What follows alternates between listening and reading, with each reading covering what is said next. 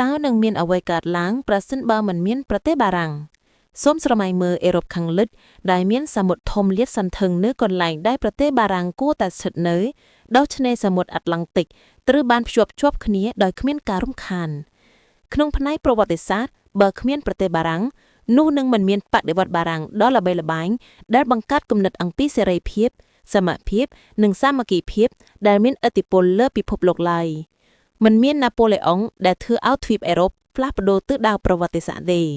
បន្ថែមពីនេះទៀតបើគ្មានការចូលរួមរបបបារាំងក្នុងសង្គ្រាមលោកទាំងពីរលទ្ធផលនៃសង្គ្រាមទាំងនោះនឹងមិនប្រាកដទេក្នុងសង្គ្រាមលើកទី1បារាំងមានតួនាទីសំខាន់ក្នុងការផ្ដួលអាណាចក្រអាល្លឺម៉ង់ខណៈក្នុងសង្គ្រាមលោកលើកទី2ការឈ្លានពានរបស់ណាស៊ីទៅលើបារាំងនិងការតស៊ូរបស់ប្រជាជនបារាំងគឺជាចំណុចបញ្ចូលដ៏សំខាន់មួយក្នុងនយោបាយពិភពលោកក្នុងផ្នែកវប្បធម៌សូមស្នើអភ័យទោសចំពោះការបាត់បង់របស់ពិភពលោកចំពោះរូបថត